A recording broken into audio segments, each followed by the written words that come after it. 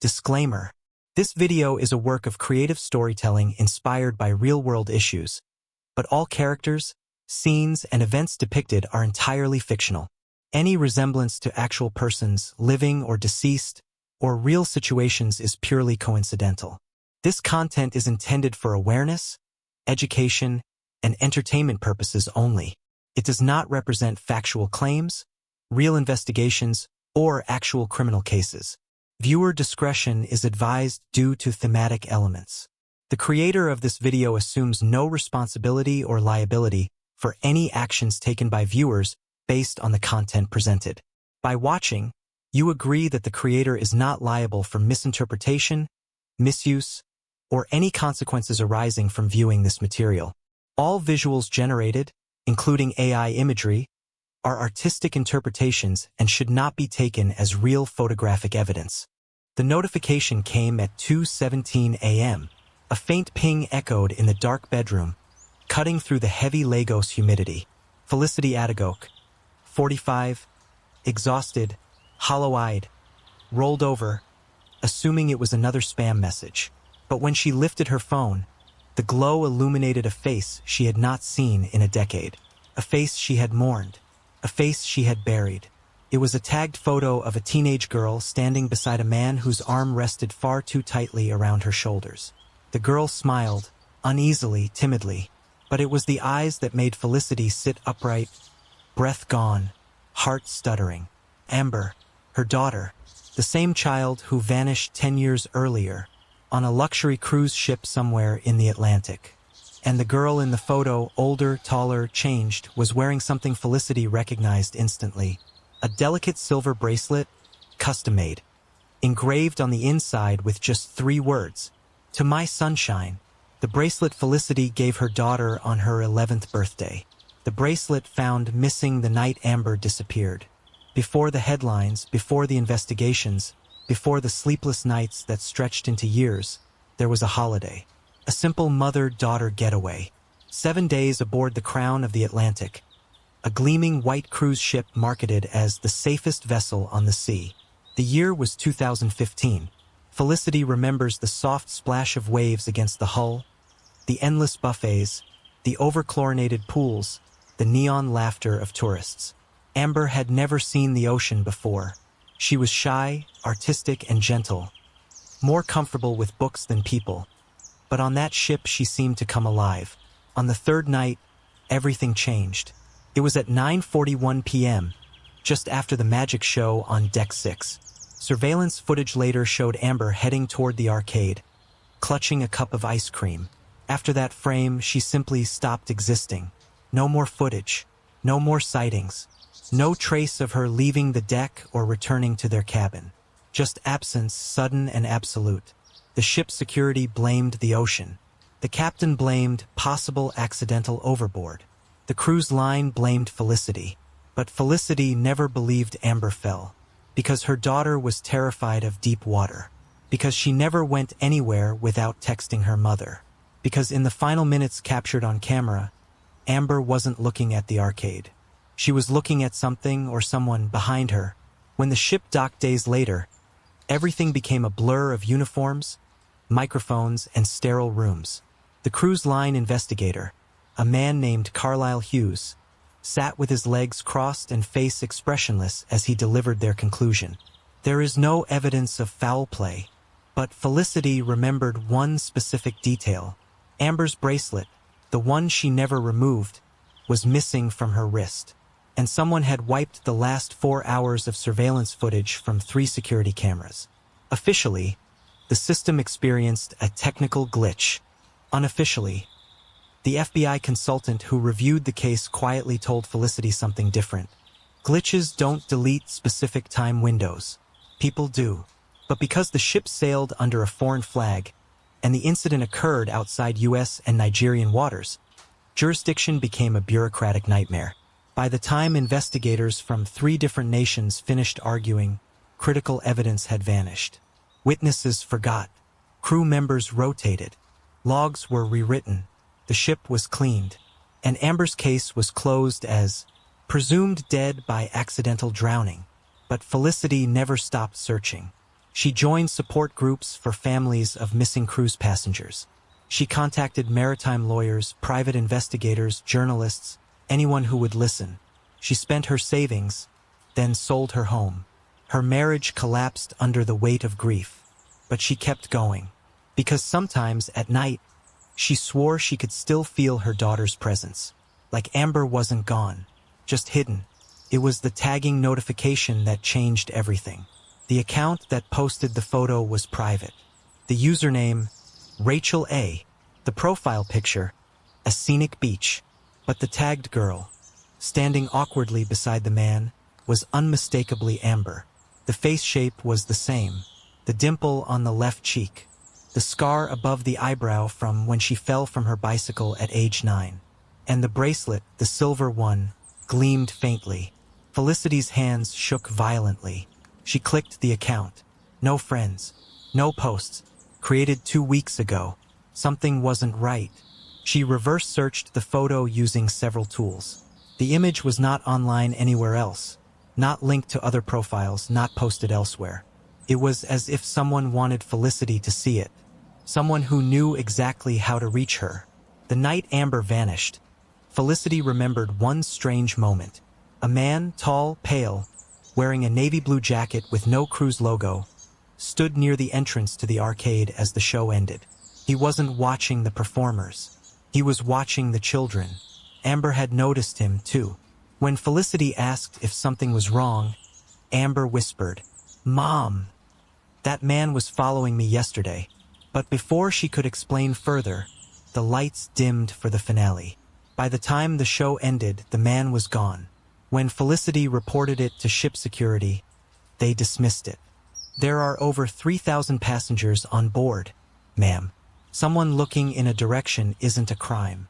But now, 10 years later, as she stared at the Facebook photo, she saw the man again, standing partly blurred in the background. Older, but unmistakable. The man in the blue jacket. Felicity contacted a cybersecurity specialist she once hired during her desperate years of searching, a former intelligence analyst named Kamal Basit. He examined the Facebook photo and metadata for hours. Then he looked up at her, expression tense. This photo wasn't uploaded from a phone. It was uploaded from a desktop using a VPN routed through Argentina, but the photo originated somewhere in West Africa. West Africa? Felicity whispered. Kamal nodded. And that's not all. The girl's eyes, the reflection shows something. He zoomed into the high-resolution image. In Amber's dilated pupil, faint but discernible, was the reflection of a window with security bars. And behind it, a poster with a language Felicity didn't recognize. Kamal identified it. Portuguese. The photo was taken in a Lusophone region, likely Cabo Verde, Guinea-Bissau, Angola, or Mozambique. But one detail changed everything. The man beside her had a tattoo on his left hand. A half-sun symbol with jagged rays, exactly like the one in an old witness report Felicity once dug up. A report describing a suspected human trafficking recruiter working cruise routes under multiple identities. His nickname, Navigator, the Navigator. Most people would have collapsed under the weight of that truth. But Felicity felt something she hadn't felt in 10 years. Purpose. Her daughter was alive, held somewhere, by someone, for reasons she still didn't understand. She didn't know whether Amber was being used, controlled, forced into a life she never chose. But she knew this. Amber was reaching out, or someone close to her was, and they were running out of time. Kamal urged caution. If this is a trafficking ring, they monitor everything. You cannot message the account. You cannot comment. You cannot alert them that you've seen it. But Felicity already knew that, because within minutes of her viewing the profile, the account disappeared, deleted, wiped clean. That night on the ship, just minutes before she vanished, Amber had said something Felicity didn't understand. She had tugged on her mother's hand and whispered, "Mom, if anything happens, don't believe what they tell you." At the time, Felicity laughed nervously and asked what she meant. Amber hesitated, looked around, then murmured, "I think someone on this ship is lying, and I think they've been lying for a long time." When Felicity pressed further, Amber shook her head and said, "Not here. Too many ears." It was the last full conversation they ever had. And now, 10 years later, Felicity finally understood the meaning. Kamal continued digging into the deleted Facebook profile.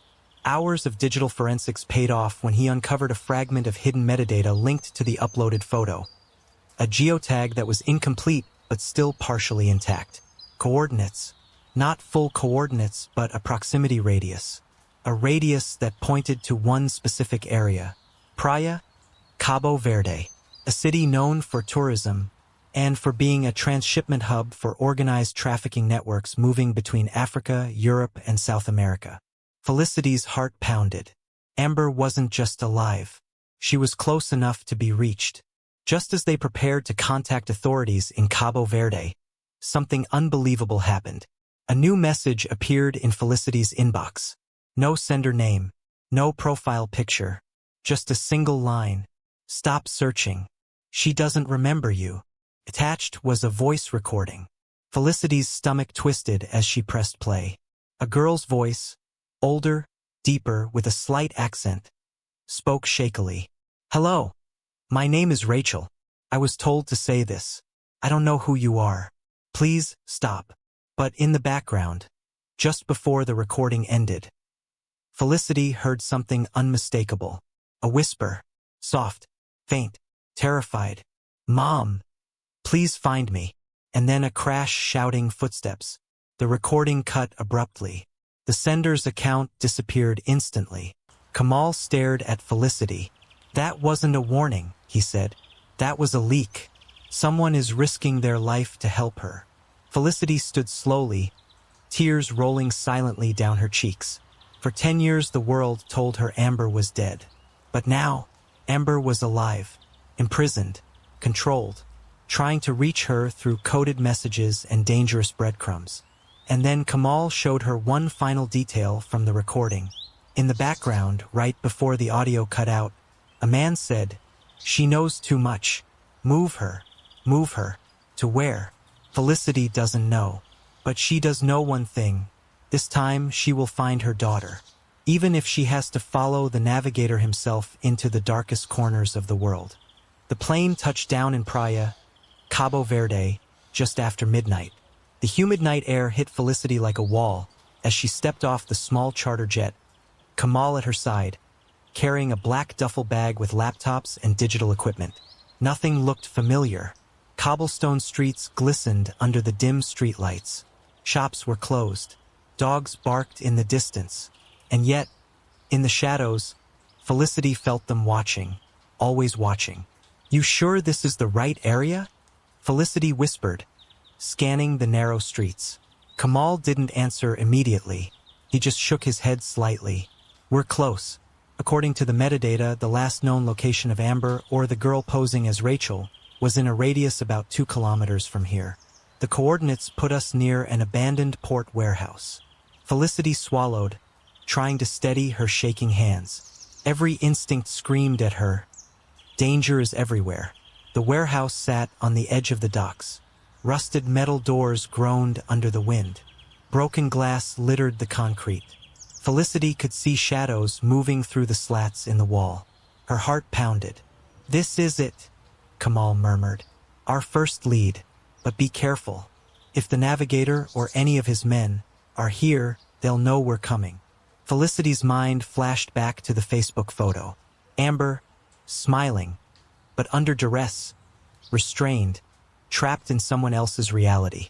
And the voice recording, "She knows too much. Move her." She gritted her teeth. There was no turning back. Not now.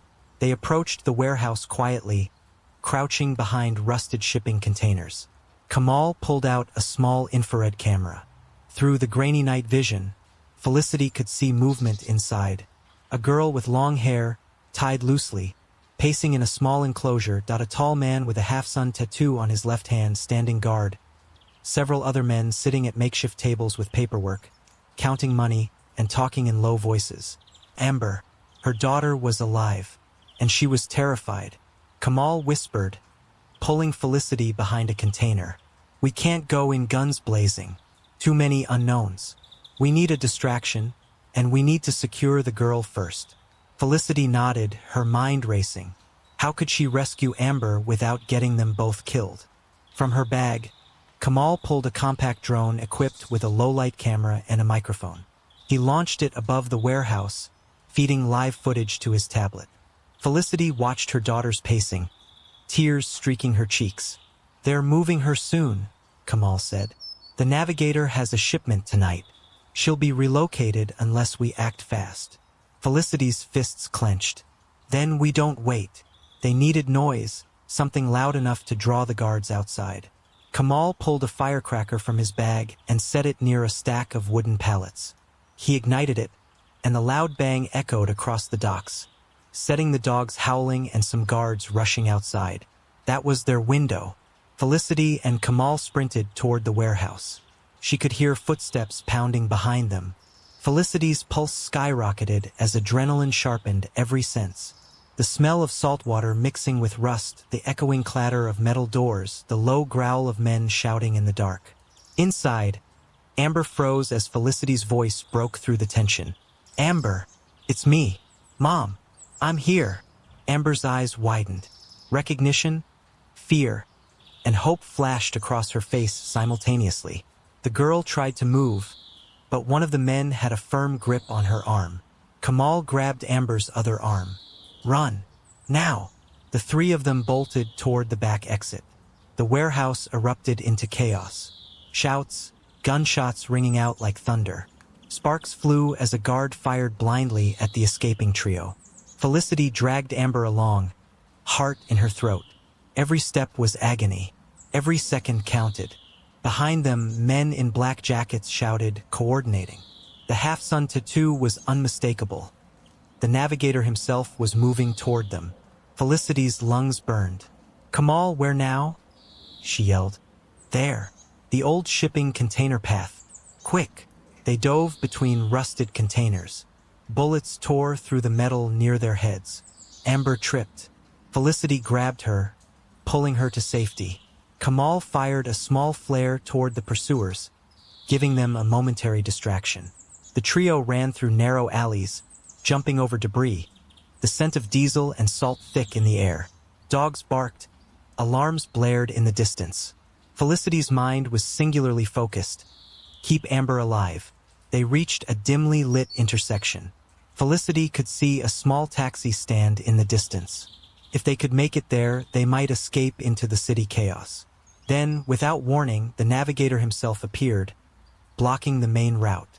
His tattoo gleamed under the streetlights. He smirked, gun raised. "You shouldn't have come here," he said, his voice low and dangerous. "She belongs to me." Felicity froze. Amber's grip tightened on her hand. Kamal edged to the side, trying to create space. Felicity's mind raced. There was no escape forward, no escape backward. But then she noticed a narrow alley to the left, partly hidden behind a dumpster. It was risky, but it was the only option. "Amber, run left. Now!" she shouted. They veered into the alley, the Navigator's gunshots ricocheting off the walls. Felicity pushed Amber ahead, taking 2 bullets in her shoulder. Pain exploded through her body, but she gritted her teeth and kept moving.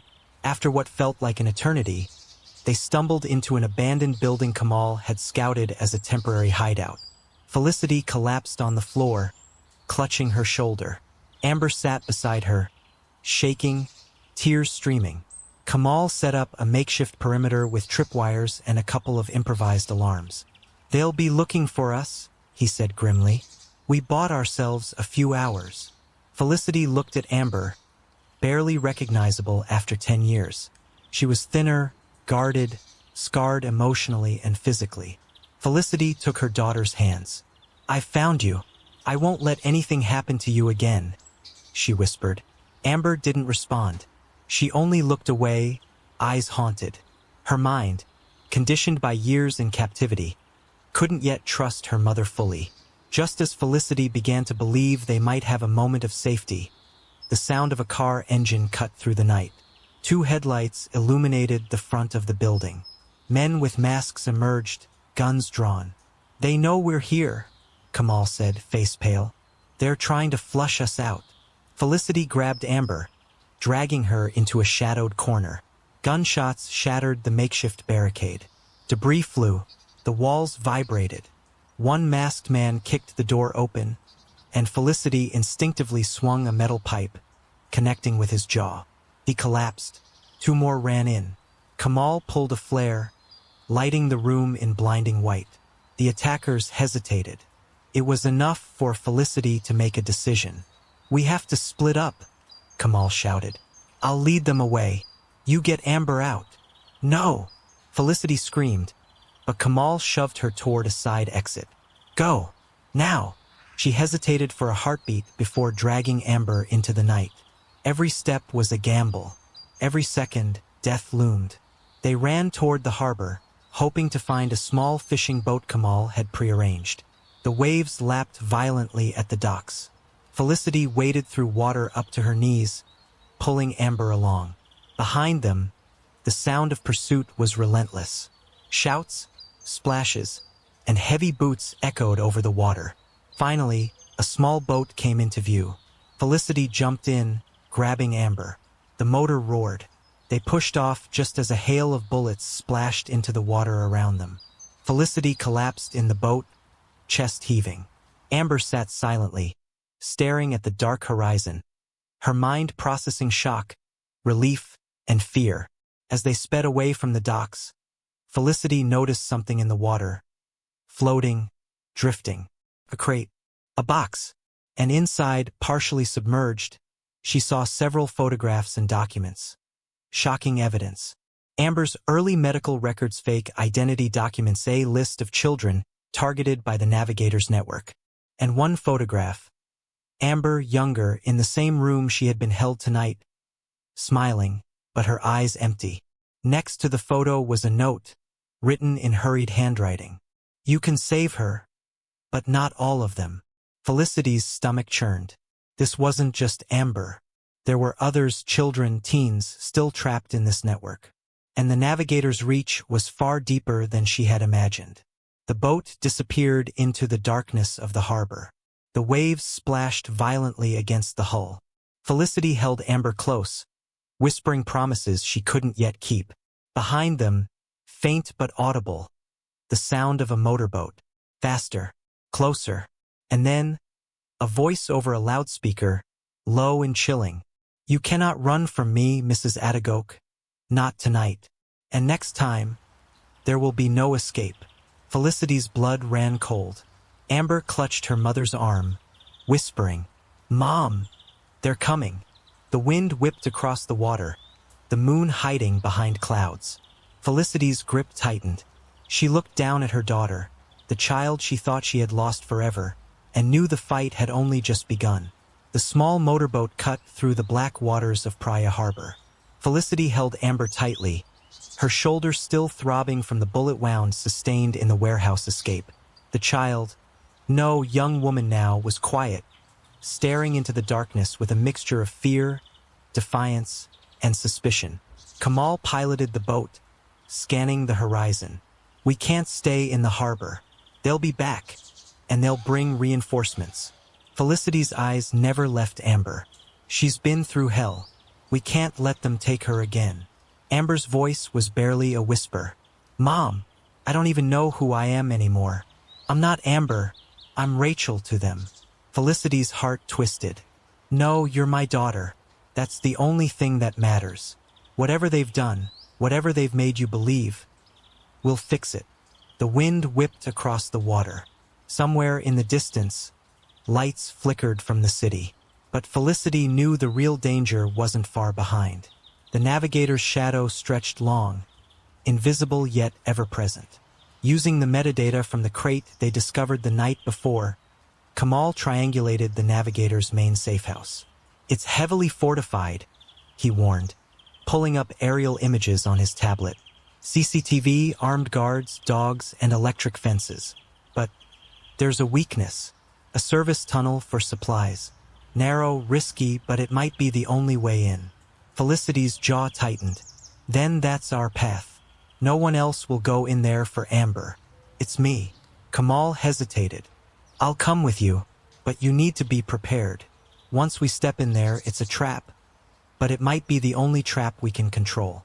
Amber stayed silent, tears silently streaming down her cheeks. She reached for her mother's hand. "Mom, I want to come with you." Felicity shook her head. "No, honey, you stay hidden with Kamal if anything goes wrong. I can't risk both of us. You'll be my eyes if I'm caught." Amber nodded reluctantly. Fear and determination etched into her expression. The tunnel was narrow, damp, and smelled of rust and mold. Felicity and Kamal crawled through the dark, flashlights illuminating the graffiti-scrawled walls. Every step echoed in the confined space, bouncing back at them like a drumbeat of impending danger. "Are we close?" Felicity whispered. "Just a few meters. The tunnel opens right behind the guardhouse," Kamal replied. "Once we're out, it's a sprint to the interior. That's when you need to trust me and your instincts." The tunnel ended in a rusted metal door. Kamal pried it open. Outside, moonlight spilled over a courtyard patrolled by 2 armed guards. Felicity felt her chest tighten. This was it. Timing was everything. Kamal threw a small smoke grenade into the courtyard, the smoke billowing into the night. Guns fired blindly into the haze. Felicity and Kamal slipped into the building. The interior was dim, industrial, and cold. The Navigator's men moved silently through narrow hallways, carrying crates, whispers echoing. And then Felicity saw her. Amber, Rachel, whatever she had been forced to call herself. She was tied to a chair, her body smaller, hunched, shaking with every breath. Her eyes widened as she saw her mother. "Mom!" she cried. Felicity rushed to untie her, whispering, "I'm here. I've got you. I swear I've got you." But there was no time for emotion. A guard rounded the corner, gun raised. Kamal tackled him. Chaos erupted. Then he appeared. The Navigator. Tall, imposing, tattoo on his left hand glowing under the dim light.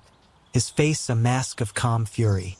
"You shouldn't have come here, Mrs. Atagoke," he said, voice low, dangerous. "This is my domain, and she belongs to me." Felicity's stomach dropped, but she stood her ground. "Amber is my daughter. You don't own her, and I will not let you hurt her again." The Navigator's smirk widened. "Bold, brave, foolish. You've come into my lair with nothing but courage and desperation. Do you really think that's enough?" Amber trembled, but Felicity held her close. Kamal whispered urgently, "We need to get them both out now." Felicity's mind raced. "We take him down here or die trying." The 3 of them sprinted down a corridor, pursued by armed men. Felicity found a heavy chain on the floor and swung it at the nearest guard, knocking him out. Amber, despite her fear, grabbed a metal pipe and struck another attacker. Kamal fired his pistol defensively, forcing others to scatter. They reached a stairwell. The Navigator appeared at the top, pointing a gun. "Stop, or she dies." Felicity froze. Amber whimpered, but then something inside Felicity snapped. "You'll never win," she screamed. She charged, throwing herself at the Navigator, tackling him down the stairs. Guns fired, glass shattered, sparks flew from exposed electrical wires. The fight was brutal, messy, cinematic in every sense. Kamal dove in, restraining one of the Navigator's men. Amber, realizing her mother was risking everything, found courage. She kicked a man in the stomach, buying precious seconds. They burst out into a hidden dock behind the warehouse. Kamal had arranged a speedboat hidden under tarps. Felicity grabbed Amber, pushing her in. "Go!" she yelled. Kamal followed, tossing a Molotov toward the warehouse entrance. Flames licked the walls. Shouts rose in panic. The Navigator appeared at the edge of the dock, gun in hand. He raised it, then stopped. Amber stepped forward, unexpectedly. She had reached deep inside herself, the years of conditioning now colliding with a sudden burst of courage. "You will not touch us," she said, voice firm, unwavering. "You lost. I am not yours." Felicity looked at her daughter, stunned. Amber's eyes were sharp, fierce, alive. The Navigator froze, anger flashing. Then, realizing he had lost control, he backed off. Felicity gunned the engine, the boat roaring into the black Atlantic night. Hours later, after reaching a safe coastal village, Felicity, Amber, and Kamal regrouped. They pored over the documents and photos they had taken from the warehouse. The network was enormous. Cruise ships, shipping containers, children from multiple countries. But now, thanks to Kamal's evidence, authorities in Cabo Verde and Interpol were involved. Felicity looked at Amber. "You're free. Do you understand?" "Free." Amber nodded, tears streaming. I never thought I would see you again." Felicity hugged her tightly. "I promised you, sweetheart. I promised." Weeks later, Felicity and Amber returned to Lagos. The media had begun covering the story. Amber's disappearance on the cruise ship, her miraculous survival, the dismantling of the Navigator's network. Felicity spoke at a press conference, her voice trembling but proud. 10 years, 10 long years, but no mother should ever give up hope. Amber is back, and together, we will ensure that no one else suffers like this. Amber, standing beside her mother, finally smiled without fear. A true, full smile, the first in a decade. But the story ended with a chilling note. Interpol had seized documents indicating the Navigator was still alive.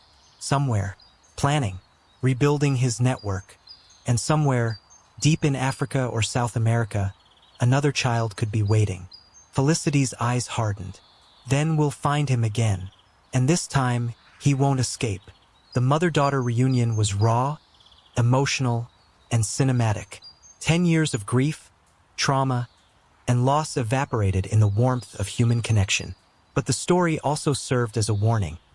The world is dark, evil persists, and courage, persistence, and love are the only weapons against it. Amber began therapy, rebuilding her life.